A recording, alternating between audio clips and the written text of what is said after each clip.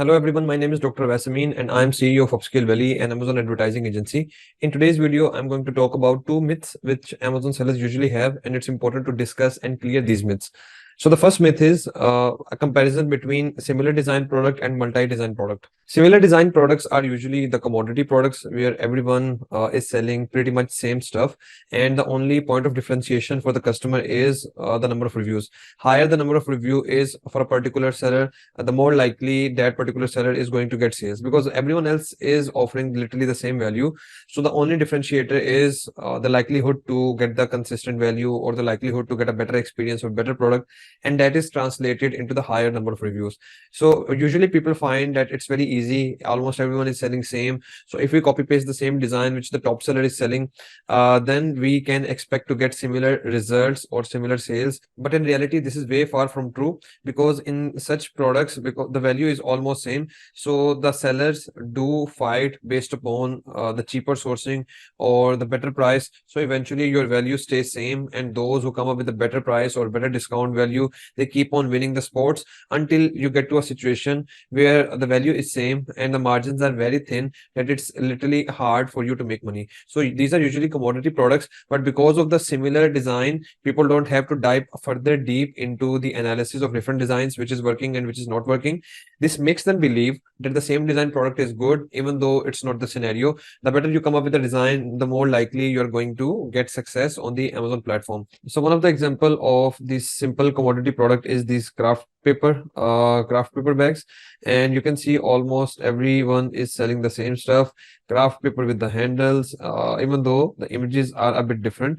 Like, they have tried to differentiate different angles or different quality of craft paper on the main image, but everyone knows that the value is same, and it's pretty hard to sustain, because in such kind of products, if you can bleed for a longer time period, and if you can secure better sourcing, because there is not enough to offer in the value perspective, then you are going to win the game. And it usually makes the game easier for the Chinese supplier or those who have deep pockets, and for a mid-level seller or a mediocre seller, it gets hard to get stable into such products.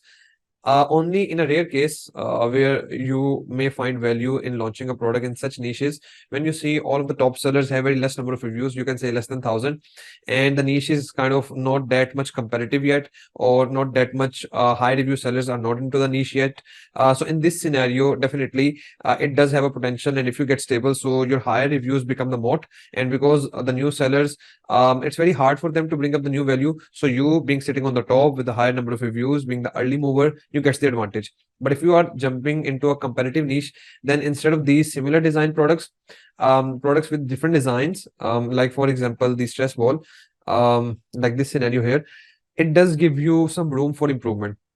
It does give you some room for analyzing the keywords, analyzing the sub segments of the market. You can check out my previous video in where I have explained in detail how to analyze the sub segments of the market. So you can check out all these things, and it's the probability for you to get a gap is higher in such kind of products. But people usually tend to stay away because they are not much aware regarding how to analyze which design is a good approach or a good one or a good candidate to launch in such kind of products. The second myth in the minds of Amazon sellers is they believe to get ranked on the top spots, you need to match the sales velocity of the top sellers. This statement is half truth, and not analyzing things deeply make people believe that if top seller is selling 5,000 units per month, then they need to reach the sale velocity of 5,000 units to get ranked on all keywords. Now here, what mistake they make is they tend to expect the budget which is required to make your product successful. They keep the higher numbers in their mind. Like, let's say for 100,000 sale, I need to keep this much inventory, and then I need to maintain the inventory level for next 3 months, and then I need to target all the keywords. So this is something which usually new sellers or sellers with only 1.5 year or maybe 2 year experience, they usually make such kind of mistake. Now this is half truth, that you need to match the sale velocity of the top seller to get ranked. But if you want to make it a complete truth, so the remaining statement is on a keyword level. For example, just to make things pretty simple, if the top seller is making 100 sales and there are 10 keywords which bring the customers or consumers towards that product in the search result. Let's say, for example, the product is pencil pouch, and there are 10 different keywords which show the pencil pouch product on the Amazon search result. So it means there are 10 different keywords with, let's assume, same search volume, and the total sales are being made 100 per month. Now, it's not compulsory or it's not necessary for you to target all 10 keywords at same time, because even though it sounds stupidly simple that yes, we know that we don't need to target 10 keywords exactly, but during the budget estimation time, during the time when you calculate the budget or estimate the cash flows, when you plan to launch the product, somehow in your mind there's a cognitive bias that you assume the budget for ranking on all 10 keywords, even though it's not necessary. So you need to match the sale velocity of your top competitor to replace them from the top spots, but on a particular keyword level.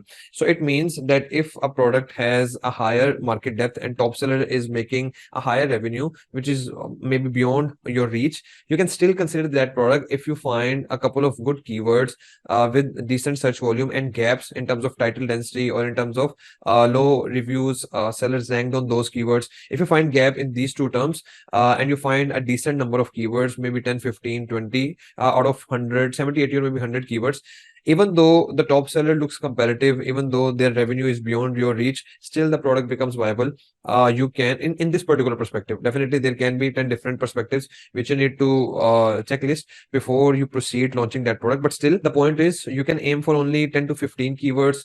You can check the sale contribution of these keywords in the total sales of top competitor. For example, the top competitor is ranked on 10 keywords and he's getting 100 sales, and the search volume of all 10 keywords is same, then he's getting 10 sales per keyword. Or if one keyword is contributing 20% to the total search volume that top competitor has captured, then we can assume that the top competitor is getting 20% of sales from that particular keyword. So by this correlation, you can get an idea that if there are some gap keywords, yes or no. If there are those keywords, then what is the sale contribution of those keywords in the total revenue of top competitors? Now that is going to be a rough 15 or 20% plus minus data.